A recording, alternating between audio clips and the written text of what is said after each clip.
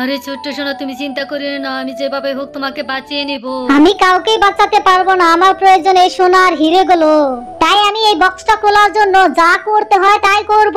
কোন মাছের মধ্যে যে হাড় আছে এখন আমি কিভাবে বুঝবো? আরে ডাইনা এসব কি করতেছে? নিরীহ মাছগুলোকে এভাবে মারতেছে কেন? আমি যেই মাছ সামনে পাবো তাকেই মেরে ফেলবো, কোনটার মধ্যে হাত আছে কে জানে। আরে ও এতটা নিষ্ঠুর হচ্ছে কিভাবে? দয়ালু রূপাঞ্জল, আমি তোমাকে হাত পেতে সাহায্য করব। আমি এখনই হাট হয়ে যাচ্ছি। আরে ওই দুষ্ট রূপাঞ্জল হাত পেয়ে গেল, আমি ওর কাছ থেকে হাতটা কেড়ে নিব, ওকে কিছুতেই হাতটা নিয়ে উপরে উঠে যেতে দেব না। দাঁড়া, আমি তোকে এখনই দেখাচ্ছি মজা, এই খা। তাড়াতাড়ি আমি হাতটা নিয়ে পানির উপরে উঠে যাই।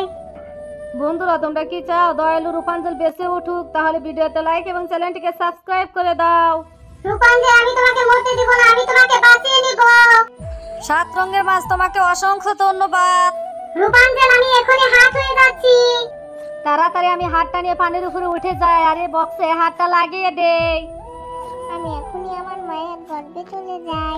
আমিও তাড়াতাড়ি বক্সে হাতটা লাগিয়ে দেই। আরে বাহ, এত সোনা! কি লোভী মেয়ে, ওকে আমি শাস্তি দিয়েই ছাড়বো।